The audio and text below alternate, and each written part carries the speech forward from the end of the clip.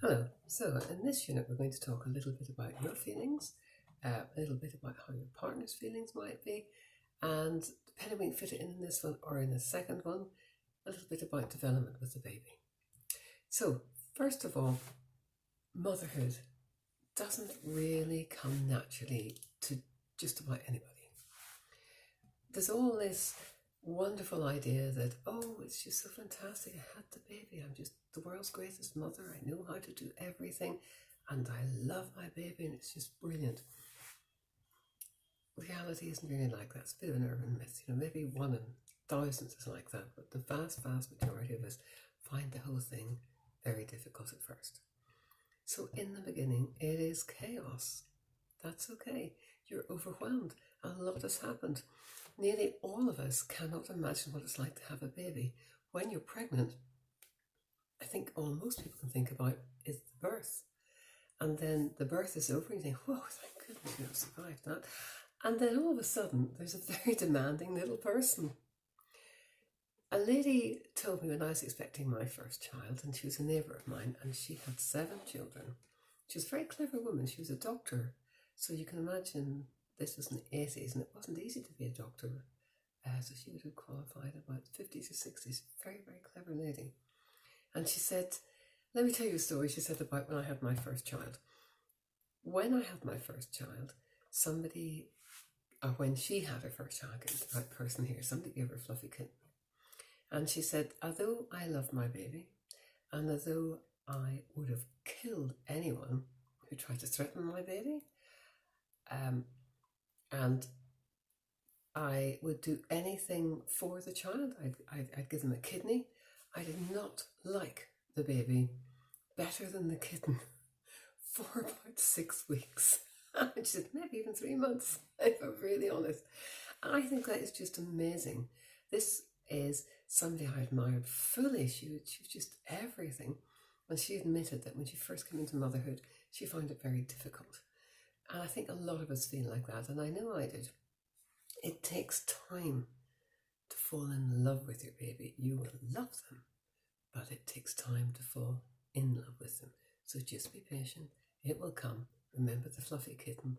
One day you will truly like and love that baby more than the fluffy kitten.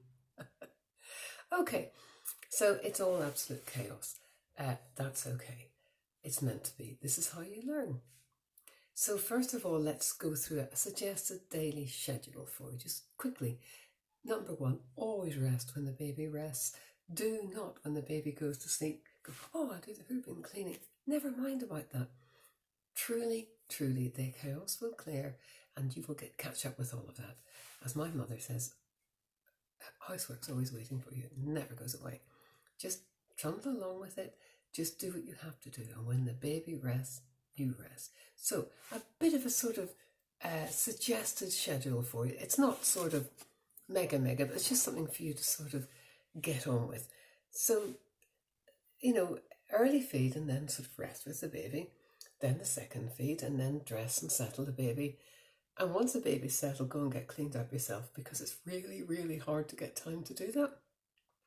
When I had my first child, I used to always wake up really, really hungry. And I have no idea what I was doing, but I know she was awake from about 5 in the morning. It'd be midday before I got as much as a piece of toast. So it's good to try and get into a routine and get out of that dressing gown. You will feel better if you possibly can. Best time to do your chores and things is when the baby has that early rest in the morning, but keep it minimal. You do not need to be ironing and all that stuff. Just keep it minimal. This is busy stuff until you get the chaos in order. Then the third feed will come, and then you have lunch and rest. And when you've had a baby, the first couple of weeks, especially breastfeeders, but for everybody, if you possibly can, do what we call a 10 and 2. 10 hours at night. That doesn't have to be 10 hours sleeping. It's on the sofa, feeding the baby, watching TV, and 2 hours during the day, midday to 2 o'clock, where you can do feeding, have your dinner, whatever, or your lunch, and put your feet up. So that's rest time, and that is important, because after you've had a baby, there's a lot of healing to do. When you're breastfeeding, that's another new thing your body's trying to learn to do.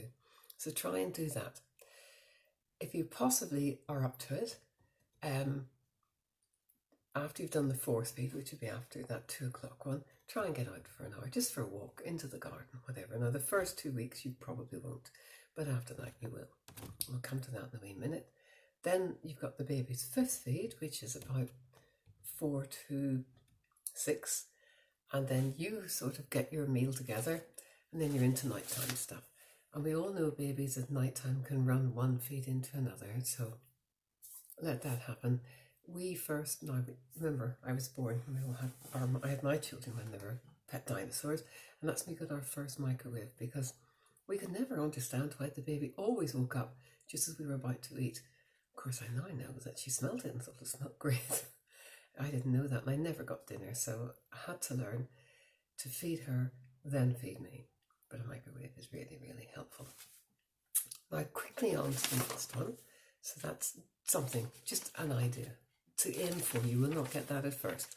Just aim for it. Go with the flow. Most important thing, look after the baby first, then look after yourself. Rest. Okay? I want to talk to you a wee bit about moods and where you are. So mums, now in these modern day families, we have 2 mums, 2 dads. It's 1 mum, 2 dads, etc., etc. Life has become very complicated and different. When I'm talking about mum now, I'm talking about the one who gave birth. So for mum, getting over the birth, it takes time. So you've had the baby, and nowadays you're home before you know it. You left in the morning, had the birth thing, you're home in the evening, and you've got a baby. Crikey now, what do I do? Well, it's an overwhelm. You have to manage the best you can. And as I said, there's a little bit of a daily schedule to work with, and expect chaos. So I want to talk to you a little bit about the baby blues and depression, and which is which and how you know. Now, baby blues are very natural, and they're due to the hormone just crashing down. So you come home and you're a little bit boosted up, and this is nature's way. Oh, great, I've survived this, it's great. You've got a little boost, and you're in a wee bit of a high, and then about day 3, it just goes down. And then you get cross with yourself because you think, crikey, I should be coping with this. I've got everything, my baby's healthy, why am I feeling so sad? And it's just a hormone crash. Don't worry about it. It will pass. All you need to do is try and get a good night's sleep, have a bit of a weep, and you'll be fine. It's also overtiredness. Overtiredness has got an awful lot to do with babies and how we feel. So that's okay. After 2, sometimes a really bad attack of baby blues can go on for up to 3 days. Then it should clear. It is just a hormonal thing. Depression will come in sort of after that, in that the baby blues don't actually get better, and for some reason you're feeling very sad and you can't work out why. So this is generally due, the mild depression is due to exhaustion and your iron being low. A lot of people lose more blood in having babies than they realise. There's a lot of healing going on, and for some of us it's just a little bit harder to pick up. So first thing to do is to get yourself some multivitamins, up your iron and up your zinc. Multivitamins will do the iron and zinc. The GP will probably prescribe you iron. Up your diet, anything red, anything green. Spaghetti bolognese, absolutely perfect for recovering mothers. Tomatoes, best thing ever, because they have got iron, they've got roughage, and they've got vitamin C for uptake.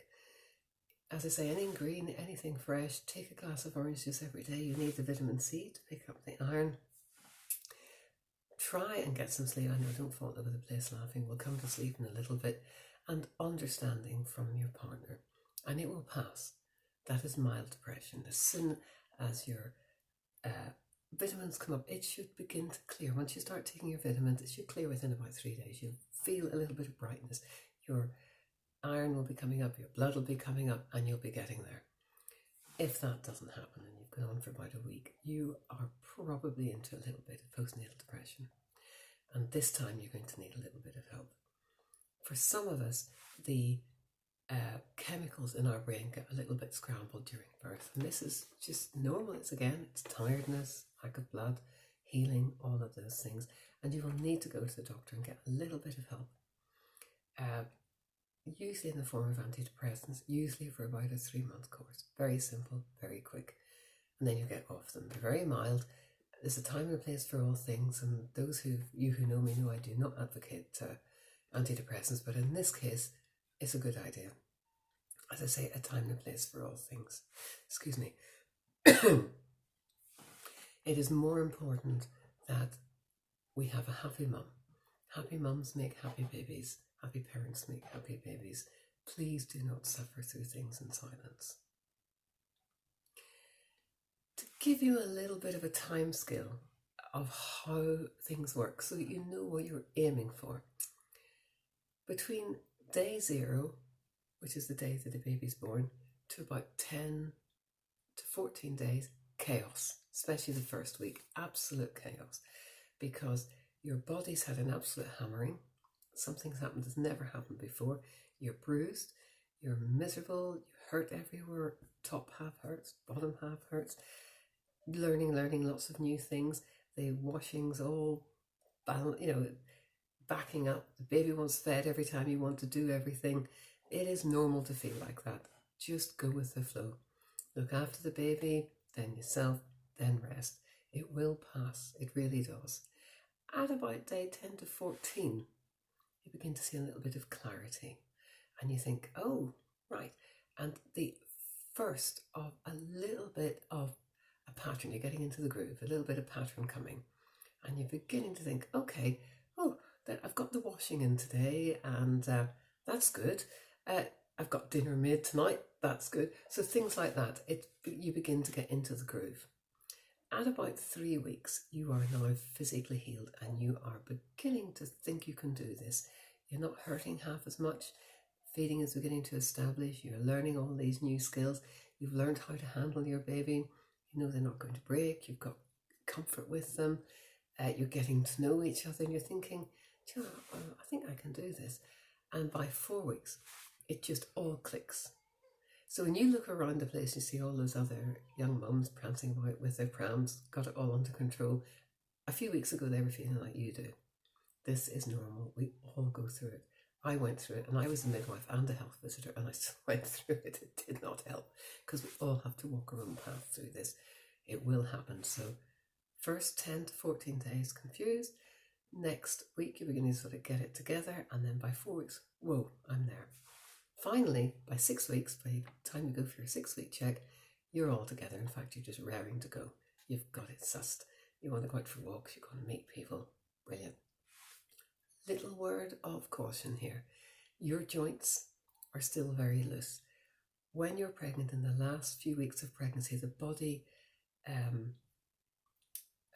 produces a hormone that loosens all your joints. And this is to help the pelvis open a little bit, to ease birth. Unfortunately, it doesn't just go there, it goes everywhere. And it ends up, you can have very loose ankles and wrists. So please do be careful. I twisted my ankle, about 6 days after my third one was born, simply going down a step. So it can happen. Just be aware these things can happen. And ladies, please, no sit-ups, no exercise until 6 weeks, please. Again, little story, my colleague, we're the idiots, we do it all. She had her first baby and decided she was far too fat, like you do. And at about sort of 3 weeks, she thought, well, sod it, I'm going to do sit-ups. And she got torsion of the ovaries. Now, torsion means twist. Everything's still floating around there. And she knew better. We know better. But off she went, did a few sit-ups, got into agony. The fallopian tube had wrapped itself round the ovary and tied itself in a knot.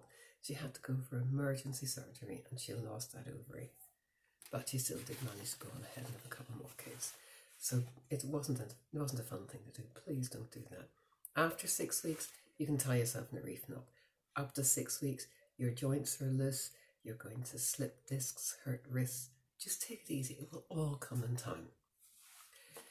One more thing while we're on the topics here. Contraception. I don't fall about the place laughing.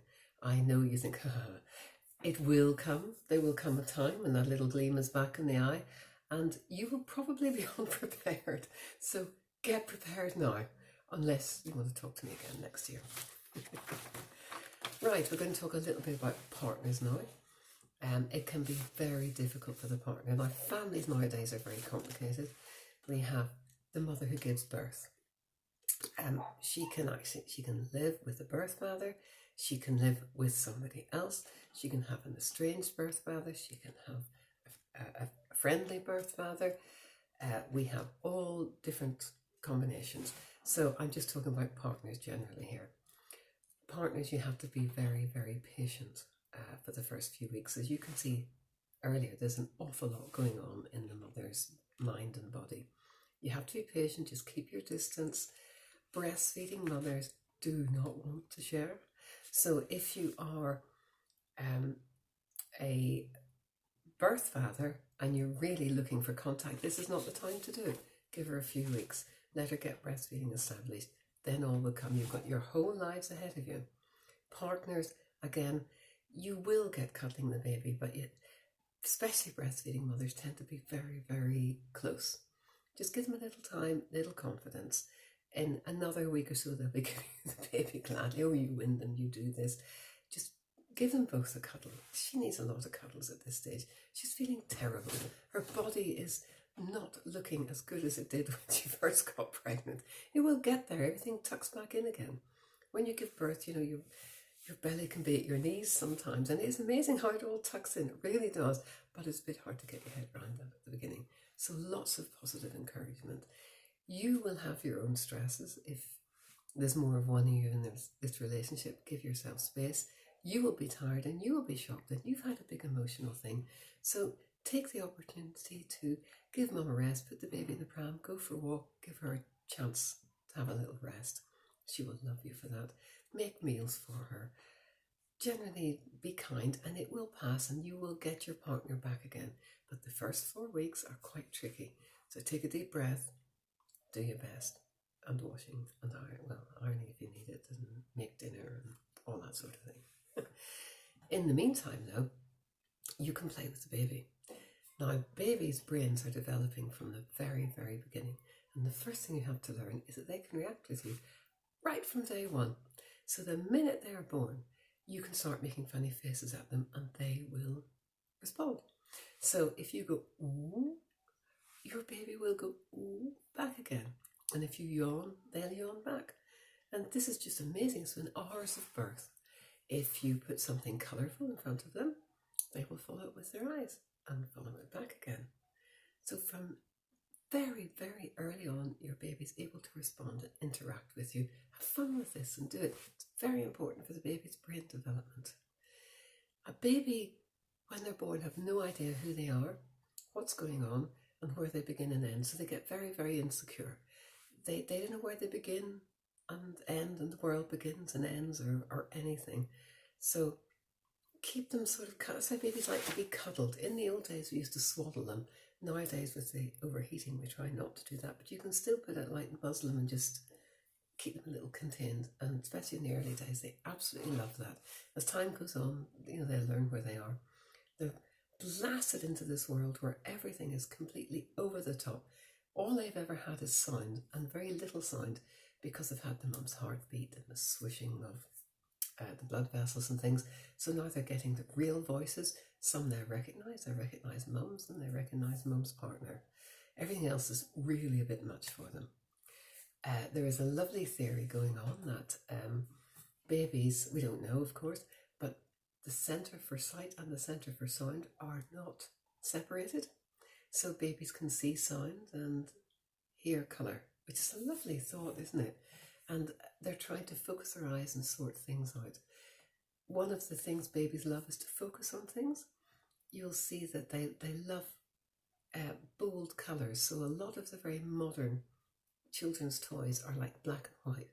And one of the best things you can do is just get a piece of white card and put some dark lines on it, or zigzags, or big dots, anything with bold colours. Oh, they look at ages at that to sort out where the black begins and the white starts. And that's very indicative of where they're going, where I begin and the world ends.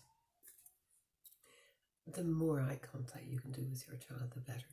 And it's just about the same as a book. In fact, it's exactly the distance between your eye and your elbow. Nature has made it like this. The more interaction you do, more talking you do, the more your baby will talk back, the more the brain will develop. It is so, so important. All the cuddling, all the feeling comfortable, through the sore bits, the upset tummies, cuddle them tight, make them feel safe, and you will have a very, very happy, well-developed baby, and you will feel happy. Only danger? Do not fall asleep at night with baby in your arms and feeding. That is the one thing to be careful of. Always put the baby down to bed.